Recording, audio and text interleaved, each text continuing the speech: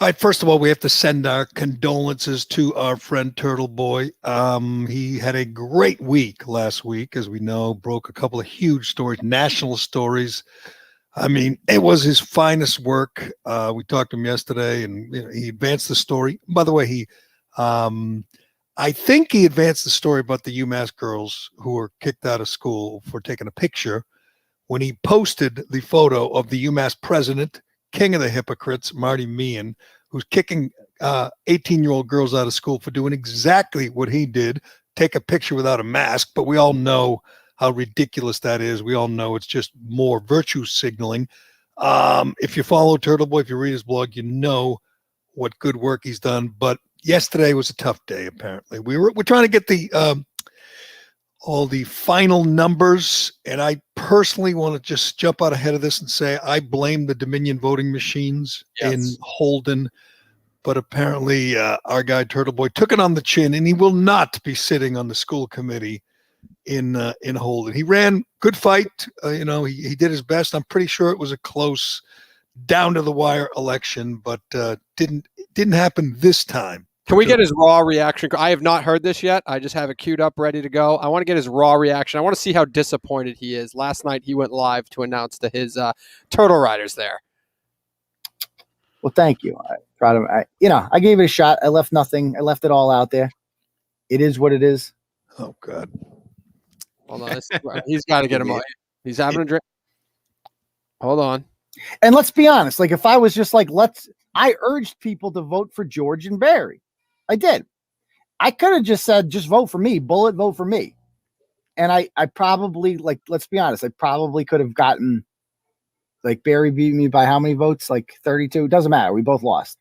But I could have probably, I'm sure. All right, now he's just making up excuses. He's looking for excuses. You know what, Turtle Boy, you're too controversial. There's a lot of great, commentators and pundits and polemicists who gave it a shot. Jesse Kelly, his hero, ran for office, got smoked. Bongino's run 28 times. Bongino, good point. He's run a couple of races. He's lost.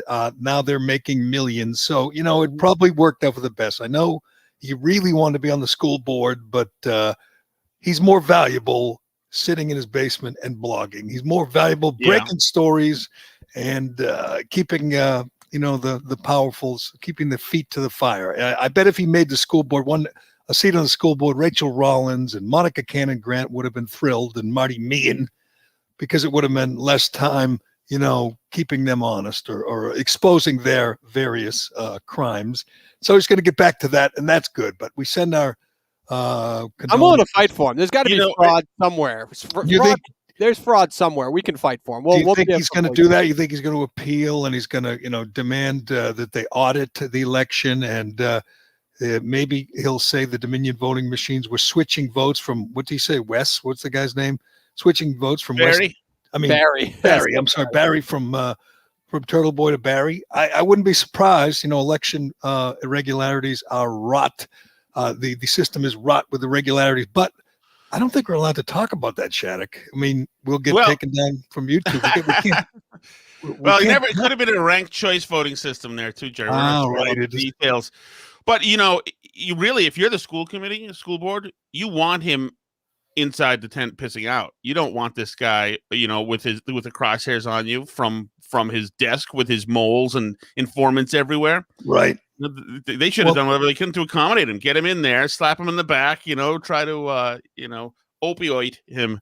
I'll bet he get a taste of it, though, and he'll run again. Not for school board, maybe, I don't know, for governor, president, something big. He's going to go. He's going to try again. Let's be honest. I don't know how this go around can work. His strategy seems dead on. Tell people to vote for Barry instead of him, and it seems like he's got a good strategy going into all these races. I don't know why. Did Barry win? Do we know if Barry won? No, I think he said Barry. I can't. Barry George. I don't know, but geez. So that's important.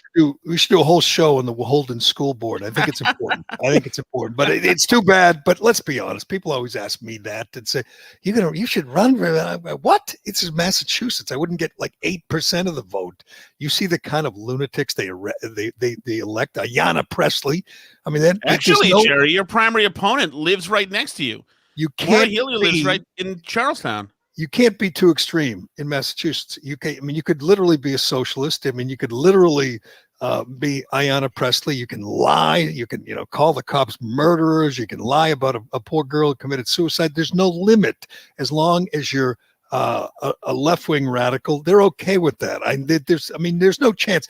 Nobody stands a chance. Forget me. Nobody. No normal person. No moderate. No conservative stands a chance. You saw what happened to the former Republican Charlie Baker. He flipped and he went full left wing. The idea that he's a Republican is a joke. He's as much of a Democrat, as much of a liberal as Mike Dukakis or Deval Patrick or any of them. There's nothing Republican about him because he's a chameleon, and he values the opinion of the Boston Globe and Linda Pizzuti more than anything, and he strives to get a pat on the head from people like that, people at the Globe, people at Harvard, people in academia. Those are his people. He turned his back on conservatives a long time ago, but that's the kind of person who gets elected. There's no conservative who's ever going to get elected around here. So sorry, Turtle Boy, but stick to your guns. You're doing more important work blogging than you ever did, than you ever would on the school board. Here's the picture. We're putting that up yesterday. Which good effort, Turtle Boy. Good effort. Again, more tremendous work by Turtle Boy. Right on the heels of the suspension of the 3 freshman girls, the ridiculous suspension, which, by the way, elevated UMass again to national news. I was just watching it this morning on the national news. People mocking and ridiculing my alma mater, the biggest joke in the university system, UMass. Kicked 3 freshmen out for not wearing masks while taking a picture outdoors. 3 18-year-old girls, good students, good kids, ruined their lives for doing exactly what the president of the university did. Where do you find that kind of hypocrisy? It's just so blatant. And you know what? He won't say, you got me. Marty Meehan, he's the ultimate swamp creature. He's not going to say, you got me. The girls could stay. We should all try to do better or anything. He's just going to say, don't believe your lying eyes. I didn't, I wasn't at a party or whatever. He'll come up with some excuse and they will continue to stick to their guns. It sounds like they're not going to let these girls off the mat. They're gone. They're going to cost the families at least $16,000 each because they took a picture without masks. That to me is peak coronavirus insanity, as crazy as anything we've heard. But it's if you went to UMass, you're kind of used to being embarrassed about your alma mater. You're used to being embarrassed about the slimy people who run the system, beginning at the top with Marty Meehan, taking pictures, doing exactly what the girls. He ruined the lives of teenage girls for doing exactly what he did. Can you find me a better example of just a hypocrite, a guy who does not follow his own rules than that? There's a lot in the last year, Shattuck, but is there a bigger hypocrite in the friggin' world than Marty Meehan? No, and I don't like that picture. I don't like guys over 70 in skinny jeans. He does. He looks like Bob Kraft now, doesn't he? A little short, kind of smiling. Obviously, he does not care that he's endangering us all. He's the university president. He's putting all our lives in danger, Shattuck, all of us. The people probably died as a result of that. That's over a month ago. So I assume that he gave people the virus and they've died since, but that's okay. He's Marty Meehan, so there will be no consequences. Right. And last year, when the world closed down and everybody was losing money and businesses were hemorrhaged and lifestyles were ruined, we asked Meehan last year, well, are you going to cut your staff? Are you going to have pay cuts, at least for the time being? And he said no. And I said, well, are you going to cut salaries for new hires, at least for this year or whatever it's going to be? And he said no, because we won't be able to attract the best if we cut salaries. So it's not even a consideration. They're such pigs. He's such a pig. Oh, yeah. The payroll, there's nothing that's larded up with fat like the payroll at UMass. There's nowhere in the world where you see more useless bureaucrats pulling down $200,000 a year than the UMass system. It's so corrupt. And this just is another example. These are people that don't care about children. They don't care about education. They don't care about doing what's right. They make an example out of 3 happy kids, ruining their lives so they can virtue signal to their friends.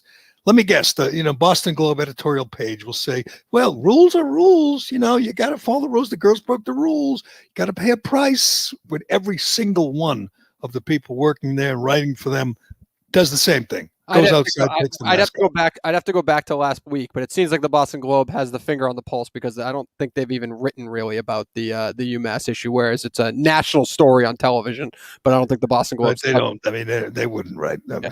How come people? How come the side that we agree with typically, like they just ask for signatures and Change.org petitions, whereas the other side always is raising like hundreds of thousands of dollars on GoFundMe's. These people have 3,000 signatures signed to advance the kind of. I mean, they're filing a lawsuit against UMass. They're out $16,000. They should.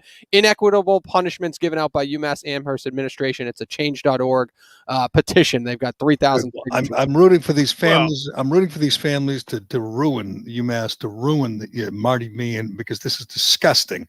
I mean, look at the picture. Obviously, they cover their eyes. But they're 3 college kids, happy, enjoying themselves. They got the St. Patrick's Day stuff on, smiling, buddies. They're working hard. Like I said yesterday, one of them's a valedictorian of her high school. They're freshmen. They're 18 years old.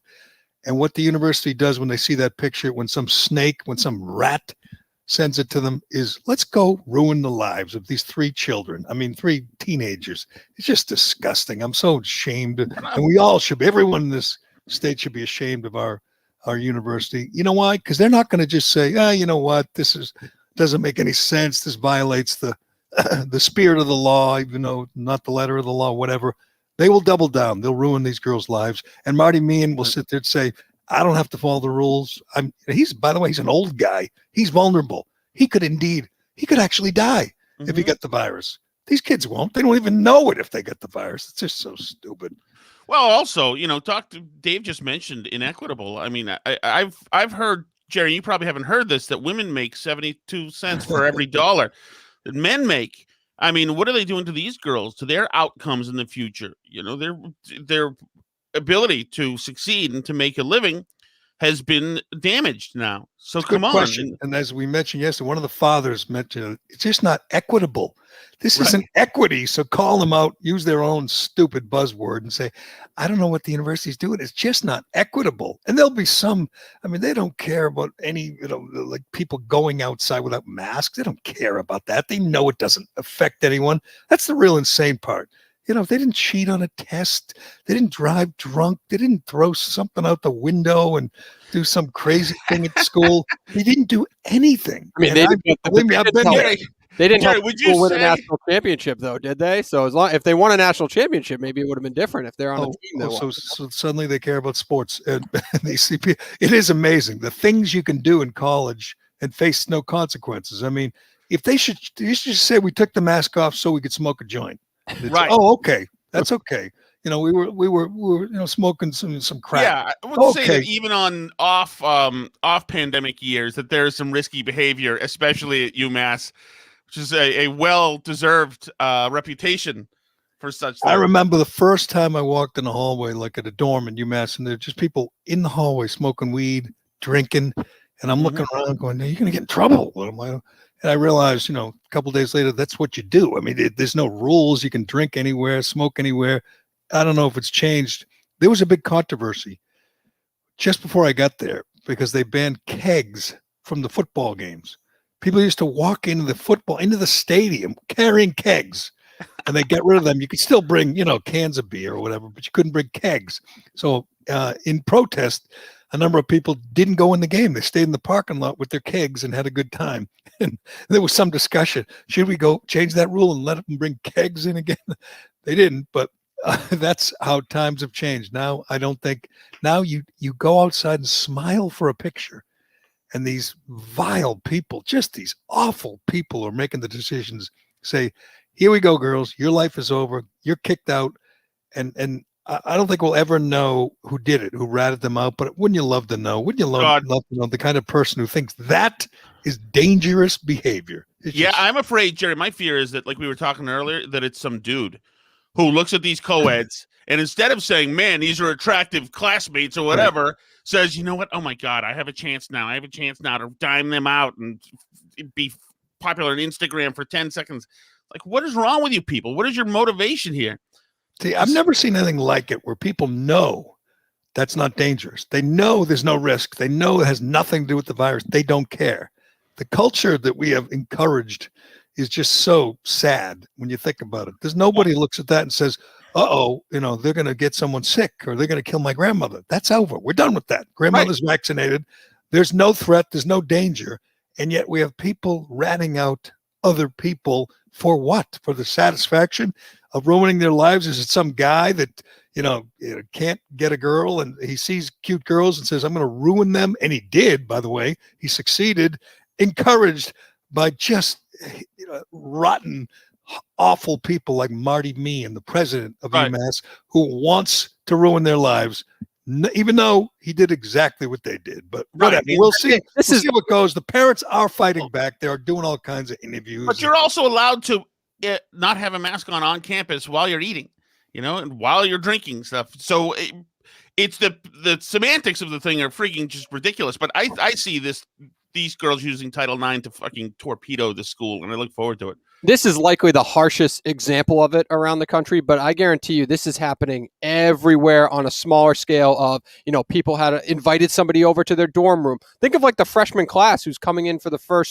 first year. They don't even know their teammates on their soccer team or whatever. They're inviting them over to get to know them, but they're not allowed to because of X amount of people and WAS and this. I bet people are ratting each other out left and right on college campuses. And they know there's no danger. They know it's not dangerous behavior. You're not out like sleeping around or an HIV or something. There's no danger here. It's all made up. It's all just real transparent virtue signaling that does nothing. There's no public health benefit. They know it, but they don't care. It's like that family that was the Jewish family that got kicked off Spirit Airlines with the 2-year-old wouldn't mask up. And all the people on the plane were essentially supporting them. And you see the video. Mm-hmm. Well, there's one woman who's not, and she's the one that told the flight attendant that this kid won't mask up, kicked the whole family off. They ended up getting a private flight. But I looked at that woman and said, "You are just sick. You are just rotten to the core. You look at a 2-year-old without a mask and you say, I'm not going to stand for that." It's and I know we talked about this before. When you think about it, it's parents, grown-ups doing it to children. It's grown-ups forcing children to cover their face, even though they know it doesn't benefit anybody. They just want the control. And you see it, you do every day, Shattuck, at the playground or at school.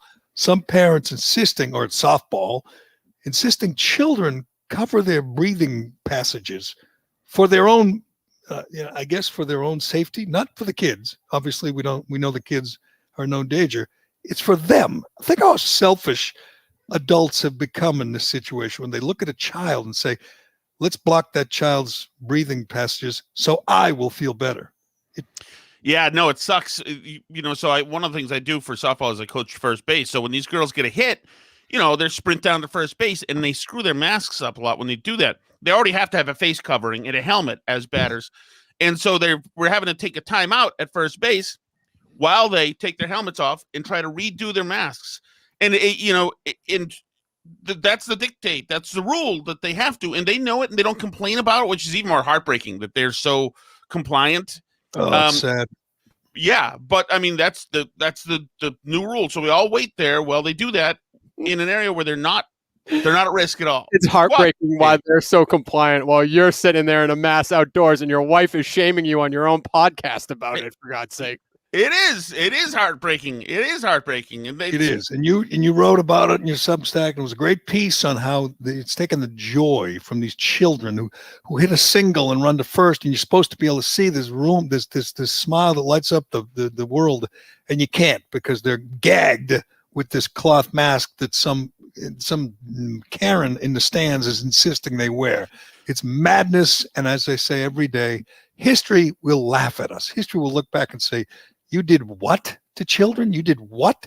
And now we've reached, I guess every day there's a new peak insanity, but the idea, and I was watching the news last night, I was like flipping around local news, and they do a report on how we're close to a vaccine for 2-year-olds. 2-year-olds. First of all, there's going to be a vaccine for 10, 11, 12-year-olds. You guys have young kids. Anybody thinking of vaccinating a 2-year-old or a 4-year-old or a 6-year-old is absolutely insane. You're vaccinating a child for something against something that they are in known danger of getting. I mean, you don't think that through? Honest to God, parents, and they talk to parents, and they were like, "Oh, that's good news. It get us back to normal." I'm going, "What? What do people think? Why would you ever? I don't care what it is, vaccinate a child against a disease that doesn't affect them. Why? Can someone help me with that? Because I watch this report, I hear it all day, I see it on Twitter, and I go, hold on a second. You're vaccinating. It's like vaccinating, a child against whatever Alzheimer's. They're not going to get it. Why do you? Why? Can you tell me, like you guys this, with young kids? I think Jim Acosta and the doctor on CNN should call you out for this, Jerry. It's dangerous talk. That sounds like Tucker Carlson to me. Oh, I mean, I'm just asking questions. I know that's not. I want to know if you've been vaccinated, Jerry, and why isn't there a selfie of you getting vaccinated? Yeah, I could show the pipes like Jim Acosta. Look at me. You know what? I'm decided. I'm not going to tell you. I'm not going to tell you if I get vaccinated. I'm not going to tell you. None of your business. My body, my choice. All right? Stelter did. Stelter showed us his selfie getting vaccinated. Rachel Maddow's afraid of needles, Jerry, and she did. She did. And it was an inspiring moment. That is, I mean, heroes. Heroes are everywhere. Stelter, Rachel Maddow, Jim Acosta, Tucker Carlson will not say whether he got vaccinated, which means he's festering this conspiracy theory that he's anti-vaxxer. But again, just quick for my own edification here, the two of you. Mm-hmm. Why would you vaccinate Dave's got a 3-year-old. What's your youngest, Shattuck? I got a 3-year-old too, yeah. Hey, would you ever vaccinate your 3-year-old? Oh, does it come with a nice little T-shirt? No, I'm serious. I want to know. I don't care. I want to know. I don't intend to. I don't intend to. My wife makes the call, not surprisingly, but I don't think she would do it. She's not a.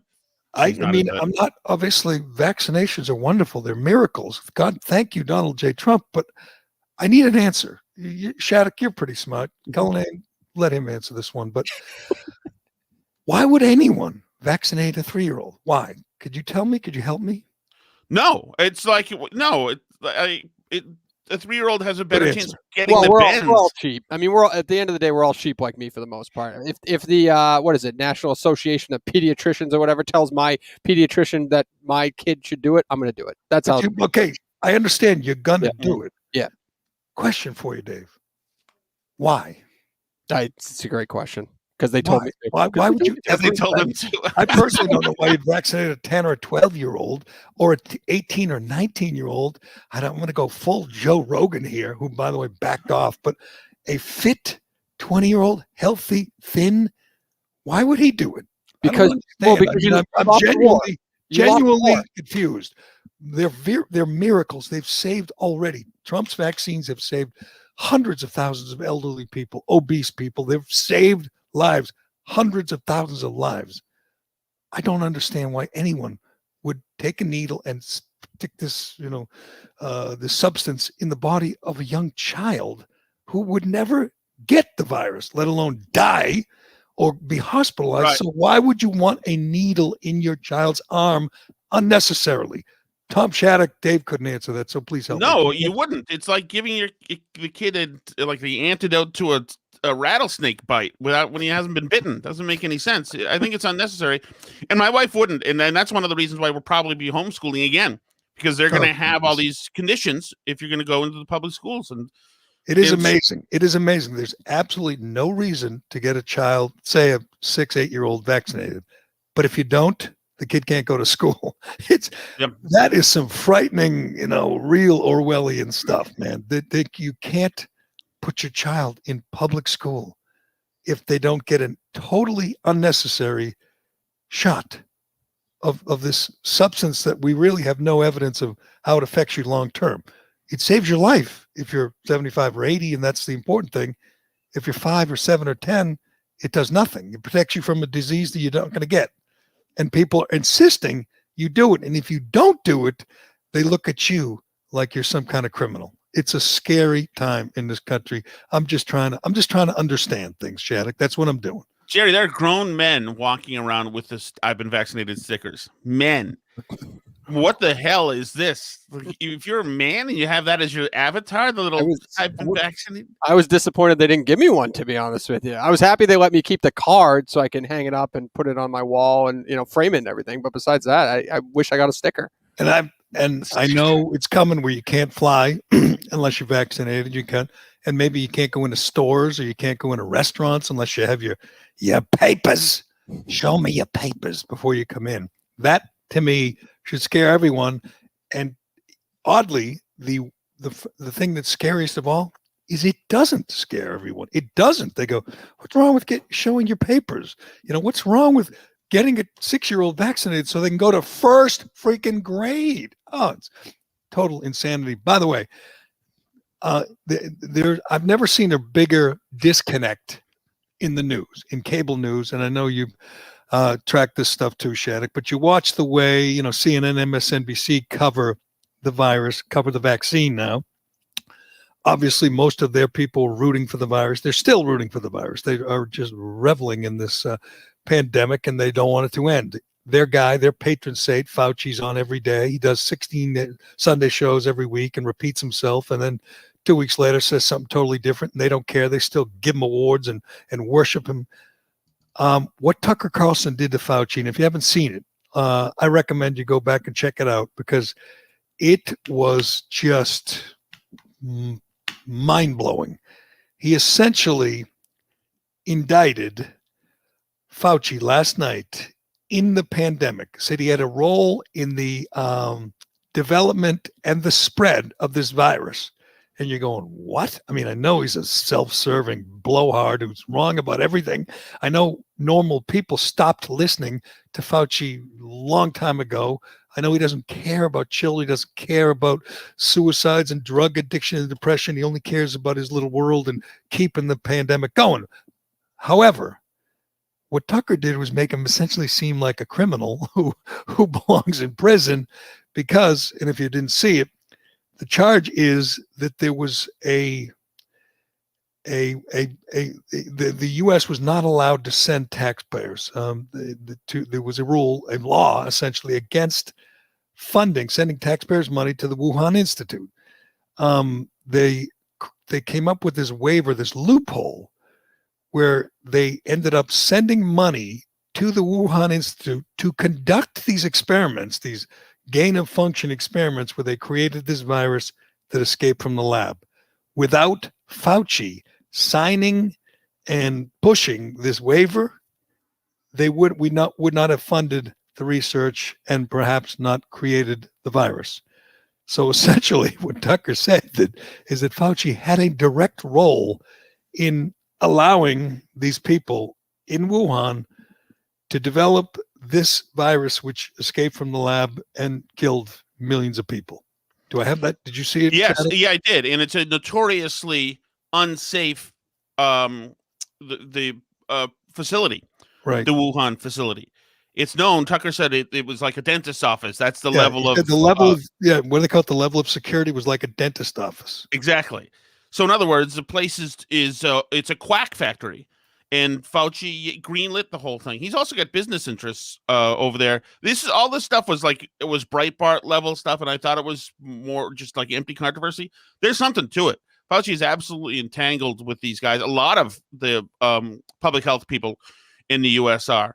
And that Tucker segment was was incredible. And I wonder if, I guess, when we know Brian Stelter and CNN, these people, they just watch Fox. That's like their job, watching Tucker and Hannity and criticizing them. Did they watch that and say, hey, we put that guy on TV every day and we still kiss his ass, and he might be responsible for 3.3 million deaths around the world? I wonder if it goes anywhere, but the report was just incredible that they would not have conducted these experiments which led to the coronavirus escaping that lab if we didn't finance them. And we would not have financed the lab if not for this special waiver signed by Dr. Fauci.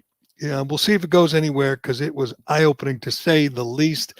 And I assume because, Tucker did it, it's like they won't even give it the time of day. It's like, Dr. Fauci, how much longer do we have to do this? That's all they ask. Well, Stephanopoulos asked him, where do you see us next Mother's Day? Mother's Day 2022. And Fauci it's essentially something he always says, well, I see us getting closer to a degree of normality and resembling much more our traditional if we continue on prevaricating at every point that he could. In other words, nothing's changing. And the other public health officials have been saying that we should relax the mask standards right now so that they can build back credibility so that when we shut down again in the winter, like we're going to every winter now for flu season or pandemic precaution season, so that people will do it and comply. I mean, these guys are building in their permanency right now. He reminds me of like Mel Kiper the day after the draft. It's like, okay, we're done with you for another year. We don't need you. And Mel Kiper, he'll do his next year's mock draft. And or it's like Dick Clark the day after New Year's Eve in the old days. I mean, okay, Fauci, we're done with you. We know what we need to know. We're getting vaccinated. People are getting the virus, getting the antibodies, and they're no longer vulnerable. We know we're close to the end, and the country's opening up. At least red states are opening up, and sports and everything else. We're done. We didn't know what was going on at first. We turned to you. We didn't know that you weren't going to leave the room. It's like it's 2 a.m. and we're cleaning up after the party, and you're sitting over in the corner still drinking and holding court. You're going, okay, Tony, you don't have to go home, but you can't stay here. We're done. Next Mother's Day, we're going to be completely done. And even George and Chuck and Anderson and Don Lemon, they're not going to call you anymore. We're done with you. Can you just go back to whatever you did before for the previous 50 years in the federal government, and then you'll go back into your office and, I don't know, do some work for a change? We're done with you on TV. But anyway, isn't it like odd and awkward to see an 84-year-old man just loving a little bit of attention and fame? He loves it. It's weird. It's pathetic. The word is pathetic. He has kids, grandkids. I assume he's got some hobbies. He's got a wife. When you're 80, 81, I hate to break it to you because, obviously our government is being run by 80-year-olds, but there's a cycle of life here, a circle of life. It's time to, enjoy your final few years. I hate to sound, negative all, but you're supposed to move on. I don't know whether you garden, you take walks, you fish. Those are things you're supposed to do when you're 80. You're not supposed to be, on TV with George Stephanopoulos. But he is so beltway hack now, Gerry. He's a rock star. What are you talking about? He's the worst swamp creature of them all. He is. He is Marty Meehan of health in DC. Right. And that's why I remember, who was it who asked him last year, like, what's your favorite food back in Brooklyn or whatever? And you're expecting Anthony Fauci to say something, maybe something in Italian or something, whatever. And he's like, Nathan's hot dogs. Like, Nathan's hot dogs, yeah. Because he doesn't know the answer because he's not from Brooklyn anymore. He's from DC, from Alexandria. He's such a vile swamp creature. We're done with him. We're done. Bring on some other expert. There's, a million people in the bureaucracy. Why do we have to keep hearing the same thing from this guy? But anyway, you got to go check out that Tucker segment where they explain to you that just how involved he may have been in the start of this whole pandemic. It is a little unnerving. And again, because it's Tucker, because it's Fox, no one will follow it up. And we'll continue to talk about washing our hands. A couple of things I want to get to. Whenever we talk sports, we turn to Shattuck. He's our expert. He's one of the real, I don't even know if anyone knows sports in this whole country like Tom Shattuck does. But here's what happened. As soon as I saw yesterday that Tim Tebow was signing with the Jacksonville Jaguars, the first thing I did was stand up and applaud. I love Tim Tebow. I respect him.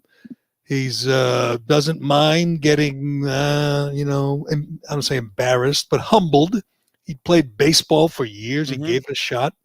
He did okay. He never got out of the minor leagues, never made it to the big leagues, but, he gave it a shot. It was his dream. He took a run at it. It didn't work out. He moved on. he's not done yet. He wants to play football still, and who doesn't? I mean, who wouldn't want to prolong their athletic career, their life? I mean, he's 33. I mean, that's kind of old to be starting all over again at a new position. But he's going to play for the Jacksonville Jaguars. We hope he's going to make the team. Maybe not, but he's going to make the team. It's going to be like a backup tight end. He's going to be a fourth string quarterback, probably. He's going to maybe play some special teams. That'll be great. Watching Tim Tebow run down on kickoffs and just smash into people. That will be worth millions of viewers. People will tune in just to see Tim Tebow on special teams. And I think anybody who's fair, who's honest, respects him. I mean, he is, and I'm going to I obviously don't know him. I don't know everything about him. I think he's a great person. I think he's a great person because I follow his career and I follow the charity work he does. He's obviously a very, very devout Christian. We've talked about it many times. He went on missions with his family to the Philippines and conducted. He did. What do you call it? It's called White Savior complex, Gerry, that he has, by the way. I also removed foreskins from orphans in the Philippines, and you got to respect that. I mean, he's just a guy with a big heart. His charity does these proms every year around this time, which you have to see. I can't watch them without getting choked up. He does proms for special needs kids. He gets them all together, kids that don't always obviously get all the opportunities, but he puts on these proms. It's called, what is it called? Like A Night of Your Life, isn't it A Night to Shine or something? A Night to Shine. Very good. A Night to Shine. He travels around the country doing these proms that when you see them, and he dances with the homecoming queens, and they just have the greatest time, and he makes sure they have the greatest time. He is a really, really good person. So I'm rooting for him. But I also enjoy the fact that when he does anything, it brings out the Kaepernick crowd. It brings out the Kaepernick conspiracy theories. Can you help me with this tweet, because she was the first one I looked for. Jamel Hill. Jamel Hill. The story comes out and she writes, "Laughs in Colin Kaepernick." That's her whole tweet. Laughs in Colin Kaepernick. Can you guys explain to me what that means? I have no idea what that means. I have no idea. In Colin Kaepernick. Maybe I'll check. Is there anything that she doesn't suck at? What is her talent? Getting jobs. I'll tell you what. Exactly. I'll tell you one thing Jamel Hill is great at. And for that, I tip my cap. I give her credit. She's great at getting jobs, and she sucks at the jobs. If you ever read her, she's not a good writer, but she gets jobs at the Atlantic magazine. I click on her Twitter just to see what she tweeted about Kaepernick this morning, because I knew it'd be something, and it was laughs in Kaepernick, which again, I don't know what that means. She got 8,000 likes and 1,300 retweets for a tweet that, again, maybe someone can help me out. I don't know what that means, but I click on it and there it is, a new show. Carrie and Jamel, that is Carrie, what's her name? Champion? Carrie Champion, have a new television show on Vice TV. It's called Stick to Sports. She writes for The Atlantic. She does a podcast for Spotify. I think she did something for The Ringer. I mean, maybe they didn't pay her enough. Nobody underperforms in more media and gets more opportunity than Jamel Hill for no good. I shouldn't say no good reason. We know the reason, because she serves, at least for someone like Bill Simmons, as a human shield. I mean, Bill Simmons got a lot of criticism, or got some, from the New York Times for not being woke enough when the pandemic started, because he and Ryan Russillo did a podcast, and it was just two white guys, Tom. I hate that when two white guys do a podcast and don't have any diversity, and they apologize for it. And then Simmons was pressured to start hiring more minorities, and immediately he hired Jamel Hill to do a podcast about the Wire, which I'm sure has 6 or 7 listeners every week. I don't even know when she does it. Who knows? Who cares? It's all about fending off the mob, and that's what she does for other companies. She fends off the mob. Look at us. We hired Jamel Hill. But I knew she and others would just reflexively say, what about Kaepernick? What about Kaepernick? You can't, Tebow, Kaepernick. And it's just so absurd. The Kaepernick arguments from the beginning, as we all know, as we've talked about many times, are so stupid. Here's my simple answer to all the Kaepernick people. And I'm sure we got some of them on the YouTube comments. Oh, look, Everett's there. We're going to talk about Kaepernick. Why won't they give Kaepernick a chance? Excuse me, teacher, can I answer that? Can I answer that? Kaepernick, okay, I'm going to say this slowly, all right? So everybody understands, so even Everett understands. You ready? Kaepernick doesn't want to play. Tim Tebow does. I mean, I realize there's lots of other differences. You know, Tebow's lefty, Kaepernick's righty, Tebow's bigger and stronger, Kaepernick's faster.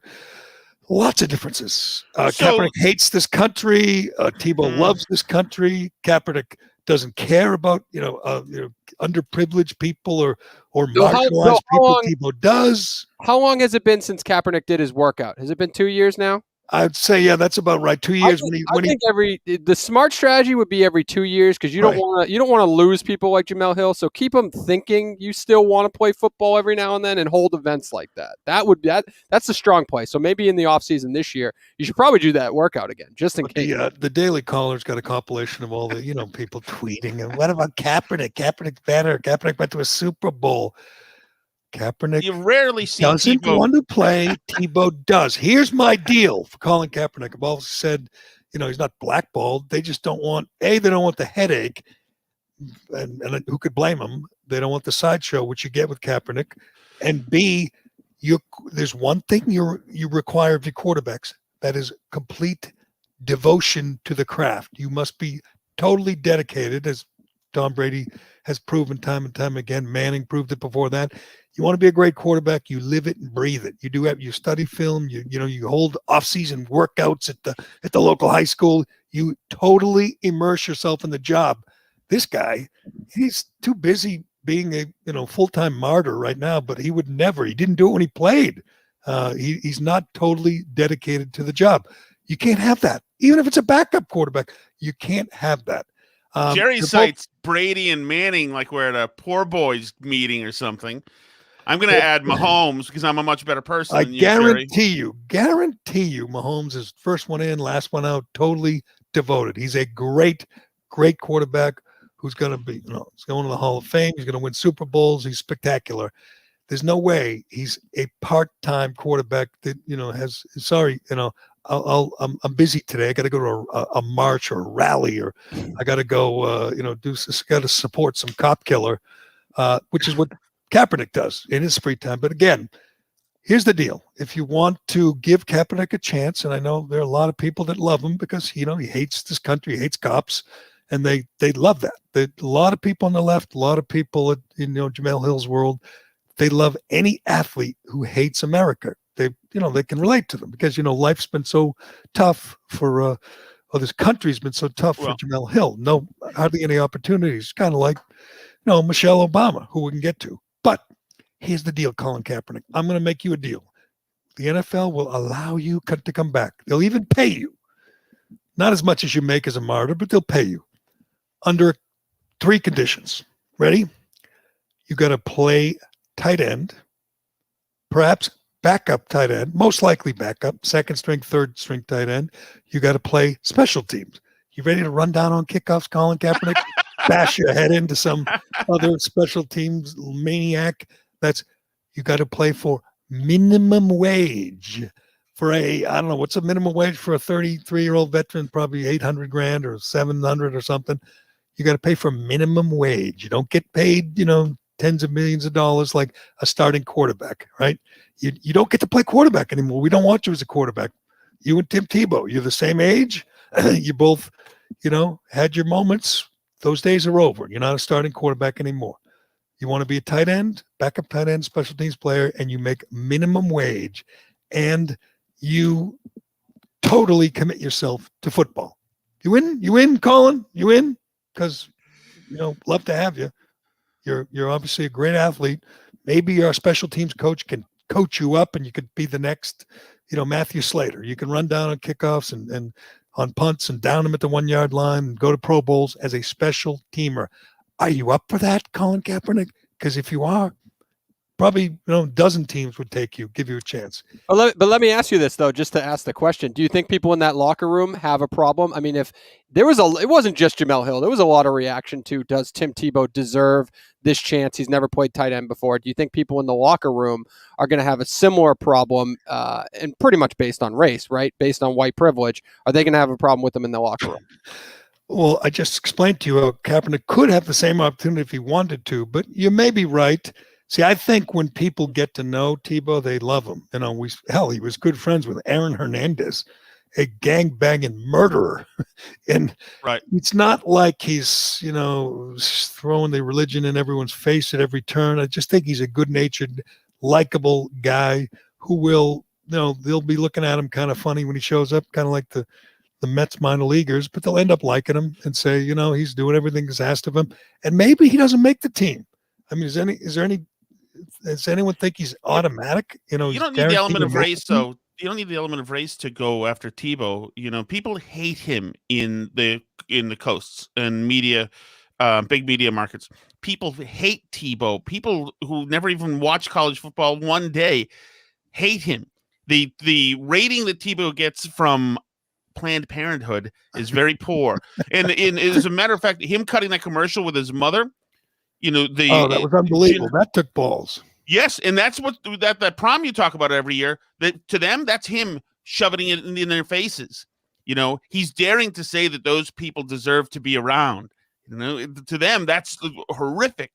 He makes people feel ashamed for being wretched, which they are. And he's not ashamed. Obviously, doesn't apologize for his religion. No. He's very religious, and he wears it on his sleeve, and he does not mind. He doesn't swear. You're not allowed to, swear in the huddle with him. We remember, his speech in college when they lost the game, and he just said, "I promise, I will do everything." And it was one of his great inspirational speeches, which I believe you see on, the big board at games sometime. It's one of those kind of deals. And he's just likable, who plays sports because he loves sports. He loves baseball. He loves football. Does anyone think Colin Kaepernick loves football? No, but there's also a lot of things that are lining up to make this possible, right? Obviously, the connection to Urban Meyer, but everywhere he goes, he brings a lot of media attention to him, which is usually viewed as a negative thing. In this situation, it's actually really good because there's so much pressure on Trevor Lawrence. Right. There's a little bit taken away from that by bringing in a guy like Tim Tebow, who's going to be a great guy to rely on from a locker room standpoint, a great guy to learn from and listen to. So it actually is just all these things are lining up for Tebow to make this, to have a shot, to have a chance. There's nothing, right? I mean, he can be nothing but a good influence on a guy like Trevor Lawrence, but you made one mistake there. You said wherever he goes, there's a circus or whatever. Not New England. Didn't happen in New England. When he came here, it was not the same. They didn't allow it to become a circus. See, I think Urban Meyer knows him as well as anyone. He knows what to expect. I don't know, how much playing time he's going to get, but in the locker room, on the bus, on the practice field, you look at Tebow and say he can do nothing but help. He can do nothing but be a good influence on young players, whether they're tight ends or quarterbacks. And Trevor Lawrence is a young quarterback, as you point out, with massive expectations, lots of pressure on him, and maybe Tebow can help a little bit. I mean, I don't know what the downside is unless he just sucks and you are forced to keep him around and he can't play. But I don't think that's the deal. I think everyone knows that if he doesn't make the team, he doesn't make the team. He tried. Yeah. See you later. Good try. To me, the people who always play the Kaepernick card and just always say he's blackballed and why don't they give him a chance, implying that it's racial, whatever. I mean, at one point you have to just give up on the race thing when you see all the quarterbacks, as we pointed out when that idiot Kellerman was talking about too many white guys getting drafted. I mean, all the top quarterbacks, all the highest paid quarterbacks right now are black. Most of the top quarterbacks, not obviously Brady and Rodgers, but most of the top young quarterbacks are black. The days where you looked at a quarterback and said, maybe we'll put him at wide out because he's black, those are long gone and over. But like everything else in the race grievance industry, it's hard to give up. I mean, that's what people. That's what they contribute. People like Jamel Hill, what they contribute is, the race grievance angle to everything. They can't analyze a situation without bringing that up. And when you say Kaepernick doesn't want to play, they don't, accept that. Kaepernick doesn't want to play. If he did, he could do right now. I think he lives in New York City. He could step outside his building, call whoever from the media that he, friendly, call Jamel Hill, call whoever, Mark Jones, and say, I want to talk. Boom, cameras show up and say, damn it, I want to try out. Just give me a chance. I'm ready to go. I'm in the best shape of my life. I love football. I want to play. And you know what they will say? Jamel Hill will say, oh, that's beneath him. He shouldn't have to do that. Tom Brady didn't have to beg for a job. Well, I mean, they will always find an excuse for the guy who has shown no signs that he loves the game, no signs that he really desperately wants a chance to play. You're right. Remember that in the Nike ad, the tagline for him was his sacrifice. He sacrificed it all for a cause. So that, and like you say, obviously that's a false narrative, but that's the one that brings the checks in, is his sacrifice, what he did. And he took a knee for us. And now, everybody in lily white suburbs last summer took knees too. So see how important he was and how pivotal? He's the new MLK, except without all the troublesome stuff of MLK, who's now been canceled because, he didn't judge people by the color of their skin. He's sacrificed nothing. He's made I hope Cap's proud of us right now, Gerry. He made millions as a martyr. Nike pays him millions, and all they ask him to do, he barely does a commercial. He endorses the products. He defends China. He knows these products are made by slaves, by Uyghur Muslims in China. He does not acknowledge that or complain about that. And he's busy talking about what a unjust, racist country this is, the country that pays him tens of millions of dollars to do nothing. God, this country is cruel to people like Colin Kaepernick and Jamel Hill. And most of all, I would have to say we all agree, the biggest victim of this unjust country, Michelle Obama. I mean, let's be honest. I mean, someday maybe she'll get an even break. Maybe this country will give her a chance to succeed.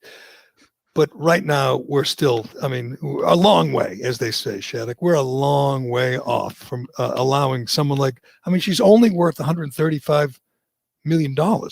A woman that's never done anything, she had the diversity job at the hospital system in Chicago for $300,000 a year, I think, Gerry. I think it was even more than that. And the day she got it was the day her husband got elected. So, I'm not saying there's a connection there, but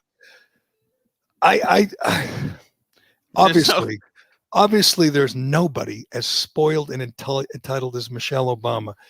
And I know this sounds crude, but at what point do you show, some gratitude for the country, the opportunities this country has given you? And I'm not saying, I would say she didn't earn it, but other people like, LeBron James. At what point did you say, God, I love this country. What a great country. I couldn't have done this anywhere else. A guy who's going to be worth $1 billion and complains and it's, racist and, we're hunted like animals in the street. At what point do you say Barack Obama, Michelle Obama, LeBron James, Oprah Winfrey, worth billions? Do you say, do you really have a problem with this country? Have you looked around the world? Have you looked back over history? Do you think there's a better time or place to be you than right now in this country? Right. And what more affirmation can you ask for? The people of this country, gave you the executive mansion to live in for 8 years.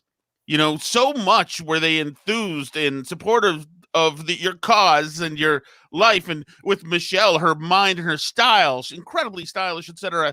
That they celebrated her every day and gave her husband the White House, and sung his praises and sung her praises. How much more love and adoration can you get than that? Every day for 8 years. I'll tell you how much more. You can sign a deal with Spotify and Netflix and make tens of million dollars to do nothing. You can buy a $12 million mansion on the water in Martha's Vineyard and then talk about how you're afraid climate change is going to kill us all. But she sat down and did an interview with her dear friend, Gayle King, and God, who says journalism is dead? Gayle King sits down with Michelle Obama, and Michelle Obama immediately, when you're thinking, God, does anyone ever have it made quite like Michelle Obama? Just fabulously wealthy, worshipped by most of America. It's literally off limits to criticize her, because if you do, you're immediately, you're over the, you're racist and sexist and everything else. So she can say and do anything she wants. She gets paid a fortune to do nothing. She jets in private jets from one oceanfront mansion to another. And yet when she sits down to talk to her friend Gayle King, it's about how, we still haven't made it in this country. Still, racist. Gerry, somebody once thought that she worked at Target, remember? She talks to Gayle King about someone cutting her off in line at an ice cream store. And I'm going, that's it? You got someone cut in line at an ice cream store? And by the way, they didn't get the ice cream. The person, they said, excuse me. And they said, okay, go back to the line. And I'm going, really? That's what you've been reduced to, complaining that someone cut in line at friggin', at Emac and Bolio's while you were waiting for your frozen yogurt? That's what we're she's got peccadillos about ice cream places, because remember when she was first elected, when she was first in the White House, they seized everybody's cell phones when she was in Nantucket at an ice cream place. They went and gathered all the cell phones. Can you imagine if Mrs. Trump, if Ava Braun Trump had seized the cell phones, what we'd hear about it? Can we hear some of Michelle? I know it's annoying, but she's still sitting there saying, we have it so tough. Barack and I and the girls, we have it so tough. Someone who literally is the most privileged, the most entitled person right now in the country. I would say there's nobody, even close. Maybe in the world. Every door is open to Michelle Obama. The only one close would be that, that former B-list actress, living in Santa Barbara in her $16 million mansion, saying that, the royal family won't give her son a title because he's part black or whatever. Meghan Markle, another one who's had it so rough. But Michelle Obama literally is getting paid tens of millions of dollars still to do nothing. She gets $200,000 per speech for like 45 minutes, $200,000 to make a speech complaining about America. And I don't know why we just can't say, could you just say something nice about this great country and how great it's been for you and to you? I mean, does that even enter your thought process here? Many of us still live in fear as we go to the grocery store or worry about walking our dogs or allowing our children to get a license. I mean, just imagine, you have a son right now. Driving? They're driving, but every time they get in a car by themselves, I worry about what assumption is being made by somebody who doesn't know everything about them. The fact that they are good students and polite girls, but maybe they're playing their music a little loud. Maybe somebody sees the back of their head and makes an assumption. I, like so many parents of black kids, have to the innocent act of getting a license puts fear in our hearts. It's despicable. She still is just trying to divide people, trying to advance this false narrative that you go outside, like Ron said, we go outside, we get hunted down. I'm like, what fear is there that Malia or Sasha Obama would get a license? First of all, one of them was Malia, I believe, learned to drive from the Secret Service. Literally, the Secret Service taught her to drive. They follow her everywhere. So what is your fear? I mean, most people, I realize, if you're some poor person, living in whatever, in the city or in the Appalachian, West Virginia, kid gets a license. As long as he's white, you don't worry about a thing. Your kid gets behind the wheel at 16. You don't worry as long as the kid's white. I mean, what the hell does that mean? There was this odd thread of this like classism thread about what she said as well. People may not know who they are exactly. They may not know that they're well educated and get really good grades. Like, what the hell does that mean exactly? They're no ordinary young girls. They're Obama girls. People may not. They may think they're just normal girls, in which case they should be treated normally, or have to go through what other people. But these girls, obviously, like she's saying, what the cops are looking to harass young black girls who are driving. I mean, she just again putting the target on the backs of the police, dividing people along racial lines, complaining about how tough it is in this country for these billionaires to get by. It's just disgusting. But that's the business she's in, selling racial grievance. And it does suck though, Jerry, because it is dangerous, because people believe her. People will believe her. If she says it, they will say, wow, she's the person who, when she said we go high when they go low, was just lauded and celebrated by all the other people we trust in the media. So what she says means things. And so if she's afraid, that means I should be afraid. Right. And if I'm afraid, that means maybe when the cops pull me over, I should gun it instead of pulling over, because we're being hunted. So, and again, these kids are protected by the Secret Service. Is she really worried? I mean, is there any parent who should worry less about their 17, 18-year-old daughter when she starts to drive than the Obamas? I mean, they're rich and famous and protected. It's just, I don't know at what point, and I don't think, she's ever going to say, God, I love this country. It's been so great. I've never worked a day in my life. I'm worth hundreds of millions of dollars. I'm jetting in private jets with Oprah to my mansions. I mean, no one has benefited more from this great country. And yet she's still complaining about it and how tough it is. And again, blaming cops who are harassing. Which one of her daughters went to Harvard? Now, Asian kids, they can't go to Harvard because they have quotas and they have institutional racism at Harvard and Yale and other Ivy League institutions. They have systemic racism in the institution where they are the policies against allowing too many Asians in. That's cool, but we'll let the Obama girls in, because when they've had it so tough. Yes.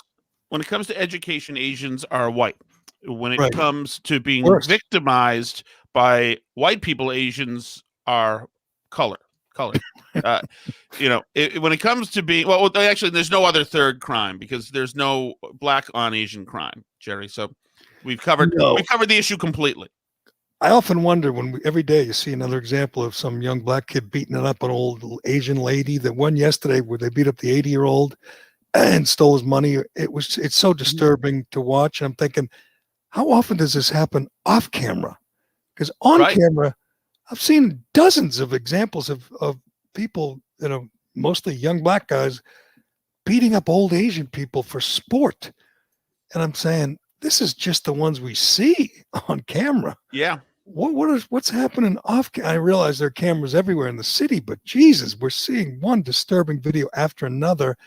And I don't know where that started. Is there something that kicked off this violent, this So trend? in the West Coast, a lot of people attribute it to the riots, LA riots in '93, where Asians were protecting their stores, including in at least one scenario, shooting at people trying to destroy their stores. They're tracking the violence today to that? It's been an ongoing issue in the West Coast. Yeah.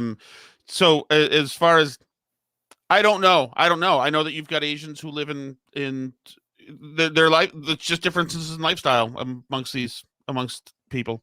I don't know exactly what it is. But the thought is that people resent. I don't know. I'm not going to go there. But I know. I don't either. I mean, maybe we're not allowed to talk about it. You know what I think it was, Shattuck? Let's be honest. I know you're afraid to say it. It's the time that Trump called it the China virus that created this whole wave of violence, anti-Asian violence. It's all Trump's fault, as we know. It's all Trump's fault. But anyway, before we wrap this up, I want to say best wishes to Kenny Mayne, the purge at ESPN of old white guys who aren't particularly woke. It continues. They've now gotten rid of Kenny Mayne, who tweeted out yesterday that he was a salary cap casualty. I made fun of Kenny Mayne many, many times over the years. He did some goofy stuff. He's a goofy guy, but it was different. and sometimes it was entertaining, and you never got the sense that he was one of these, angry leftists like, Dan Lebitard or. Do we know if he's not woke, or is it just that we don't know? Which in We fact, don't know. Well, you have to, if you haven't. Well, that's the problem. If you Yeah. haven't made a declaration that Right. you're anti-racist, then you're a racist. Now it's not Right, if you good don't- enough to not just. I wonder if Kenny Mayne started complaining about too many white guys getting drafted like Max Kellerman, would he have survived? Would they have paid him? Because they've gotten rid of Mike Golick, Jaws, Trey Wingo, and now Kenny Mayne, old white guys who aren't particularly woke. And if they are woke, they keep it to themselves. So the trend continues. Eventually, ESPN will be just like, the Boston Globe and the New York Times. There will be no non-woke people allowed. If you're an over 40 white guy in media right now, you should get some pig socks and start showing immediately. Right. I know. That's true. I should have gone fully woke at one point and just said, poor Colin Kaepernick, all he wants to do is play football, but they don't like him, because he's just he's black. That's why they don't like him. They don't want him. All those teams would have Russell Wilson and Patrick Mahomes and Lamar Jackson. They don't like Kaepernick because he's black. Does that work? Could I pull that off? That's a start. You better start there. It's a good point. Well, you should have. Your problem is you should have been on the ground floor of getting rid of Yaki. Everything Yaki. Everything, including I want to get rid of him just because he protected a child molester in the locker room, the clubhouse attendant, for years. He protected him, so I don't care what they do to. It has nothing to do with whatever race. It has to do with him protecting this predator. Actually, it does have something to do with race because he only molested black kids.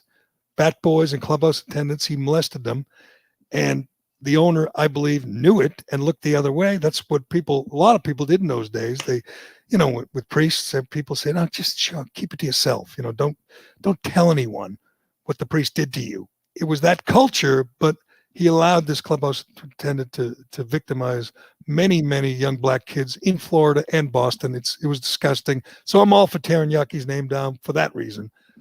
But you're right. I should have said, I was haunted every night when I saw the name Yaki on a street sign. That's what John Henry said. I should have gone that way. But you're right. It works. I almost feel like you tell a young person who wants to get into the business, Shattuck, is go woke. Go woke. Yep. I know it doesn't always work out, but you're never going to get your foot in the door. Right. At most hear slurs and find nooses as often as possible and be loud about it. That's the road to possible redemption. That's Tom Shattuck's advice, kids. Hear slurs, find nooses. That's the key to getting ahead in the business. Hear slurs, find nooses. I haven't watched ESPN in so long. What is Kenny Mayne still doing? Is he hosting sports? That's true. On a regular basis? It was like when Olbermann quit. I said, did he really work there? I didn't even notice. I didn't see him much. He did specials, during the Super Bowl, and he would always get players to cooperate. I don't like, they're not picking him up or whatever. I don't like to bash a guy on his way out, but his specials, his scripted comedy bits, always horrific. But his off-the-cuff humor on SportsCenter, I remember growing up thinking, this guy is funny. That was on SportsCenter, reading the news, but making little wise-ass jokes while he did it. That was his niche to me. The other stuff, he was always funny human. He was, I guess he was an original. He did his own style, and it was weird. And players liked him. He used to play. He was a quarterback at, I don't know where it was, out there in Seattle, for some college, like a backup quarterback. And I think he tried out for the Seattle Seahawks, but they liked him. Guys like Brady and Aaron Rodgers, big stars, cooperated and do little skits. And I guess they decided that was just, it wasn't that valuable. They could cut him, save a lot of money, probably made a lot of money. Same with, Wingo and Golick and all those guys. They just said they make a lot of money. We'd do okay without them. Go young, go woke, get rid of them. But there will never be anyone on ESPN in my lifetime who does not worship Colin Kaepernick. I'm dead serious. There will be no one on there who says, guys, maybe he's just not that good. Or, guys, maybe he just doesn't want to play. That is absolutely forbidden at ESPN. That's like a rule. Before you go in the building, there's a sign that said, you must worship Colin Kaepernick. when you sign a contract with ESPN, you agree to that, those terms. You must worship Colin Kaepernick. And every time any team signs anybody, you have to say, but what about Kaepernick? When are they going to stop blackballing Kaepernick? That's how you do your job if you work at ESPN. And you must hear slurs. What is it, Shattuck? Hear slurs and find nooses? Find nooses, correct. Here's and masks if possible. And wear masks, right. Hey, but I've got another way too much whiteness complaint, Jerry. The Red Sox radio broadcast. That has been the province of white men now forever. Has there ever been a person of color? Of course not. In the Red Sox radio? Red Sox do. How about television? Red Sox do as we say, not as we do. You ever see the Red Sox front office? It looks like the Romney Christmas card. They don't do practice as they preach. I mean, they pretend to be good woke, liberals, but they don't let those people in the door. What are you, nuts? Right. You'd think with equality of outcome there should be at least, 11,000 of those seats filled by people of color. Right. Once it opens. Yeah. I think that's against the rules. 11,000 people will die. We can't do that till August. Okay. I love that when these governors come up with new phases and new rules. Oh yes, we're going to allow amusement parks 3 weeks from Tuesday. And you're going, what about today? What the hell's the problem with today? Oh, we're going to allow you to have gatherings over 25. That'll be a month from next Wednesday. What changes from? I mean, why not just say you can do it now? That's right. What DeSantis does. When DeSantis makes new rules, he says today, no more masks. Right. Charlie Baker says 3 weeks from Thursday, we're going to allow indoor amusement parks. And you're going, what's going to happen in the next 3 weeks? What are you? You're just so damn. Right. And in 2 weeks and 6 days from Thursday, if you're not wearing a mask at UMass, you still get suspended. Right. That's the arbitrary, dictates, will establish how your life turns out at the end of the day. But I'm lucky, Jerry. I'm still getting my stimmy. Yeah, let's see your stimmy shimmy, Shattuck. Come on, I want to see your stimmy shimmy. Democrats called for people to do their stimmy shimmy, to dance with your check on video so they could tweet it out. Are these the checks that nobody's remaining unemployed for? Yes, that's the checks that's keeping people out of work as the Biden administration wants. They've done it. They've found a way to pay people not to work and screw over the private sector yet again. But we'll see how that goes. Once again, congratulations to our friend Turtle Boy. I think he finished in the top 10, which, hey, first time, not bad.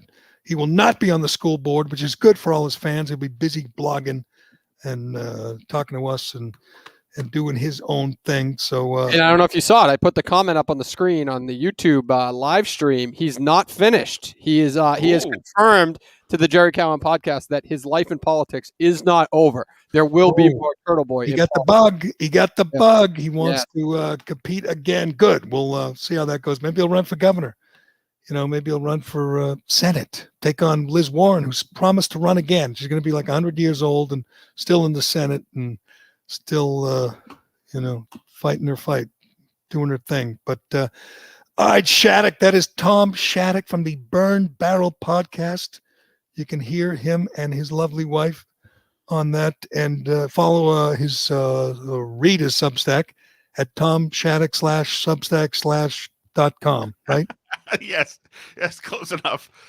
Yes, he's been writing some good stuff. Keep it up, Shattuck. We will be reading, and keep us updated on the kids. When are you going to let the kids take off the masks and enjoy their softball experience? When are you going to let them My smile? wife started. She's actually our 5-year-old plays baseball, and she sent him into practice without a mask, even though all the other kids had them.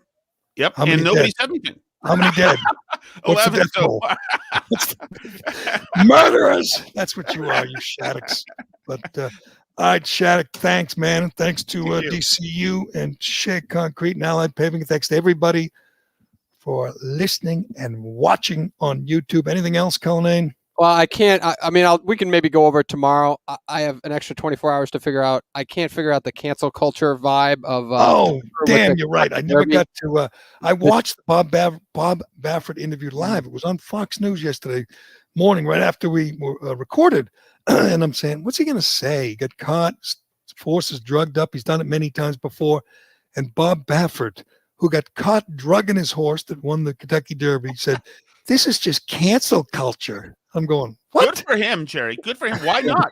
Why That's not? a good question. Why not? I can't figure out why right now, but maybe more will come out today. Maybe he'll say some more because I don't see it. You're a cheater, and that's about it. So, and it's funny, if you bet on him, you keep your money. If you bet on the second place horse, they get the winning. The owner of the second place. They don't horse, have to return their money if they revoke the Kentucky Derby. The bettors don't. Nothing changes. If you bet Right. on Medina, you win. Oh wow. That's the horse's name, right? Yes. You bet on that horse, you keep your money. If you bet on the horse that finished second, you get nothing. The owner gets $1.8 million.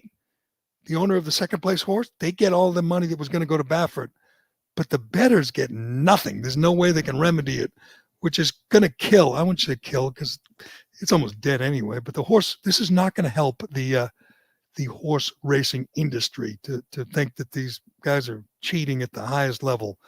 But it was pathetic. The guys on Fox, what's his name? Bill Hemmer, he grilled him pretty good and made him a little uncomfortable. And that's when he started whining about cancel culture. I'm going, wait a second, how does that apply how does cancel culture apply to your horse getting drugged up and getting caught? I mean, it's just, you got caught. I'm surprised they don't cover it up because it's very damaging. There are very few places that a white owner of horses can hide from scrutiny this year. Yeah, he tries. He wears those sunglasses everywhere, but it's not working. Did you see that Trump, in his own little weirdo, I don't want to say tweeted, whatever the hell he's calling it on his site, he put on there, "So now even our Kentucky Derby winner, Medina Spirit, is a junkie." And then he went off. It's just emblematic of what is happening to our country on whatever his social media thing. No, he puts out these statements. Did you see what they're doing? If you take his statement and type it up and tweet it, you get suspended. Yes. They are out of control. Jack Dorsey wants to just completely crush any Trump person from communicating to the outside world, whether it's Trump or his son or his PR. If you literally, Tom Shattuck took the Trump statement that he gives on the Kentucky Derby, typed it up and tweeted it, they would shut you down. You can't even quote Trump without getting shut down on Twitter. How close are we to saying that it just didn't happen? He was not president. It didn't happen. He must not be referenced. Right. It's going to be like, like I said, the UMass appearance in the Final Four just wiped out of the history books. Didn't happen. And if you say Trump, if you write the word Trump and Twitter, they shut you down, or Facebook shut you down. It is scary how just powerful and so they're scrubbing a lot of the Tucker stuff from last night. It's hard getting. Yeah. It's like Probass, whatever the guy's name is from OAN, has all sorts of examples, etc. I'm not surprised that Fauci stuff. You can't say something that's blasphemies. I give Fox credit. Whoever is there, like overseeing Tucker, they don't hold him back, man. Last night, if you haven't seen it, I guess it's too late. It's already been purged from social media. But if you haven't seen it, he just takes apart Fauci and essentially says he belongs behind bars.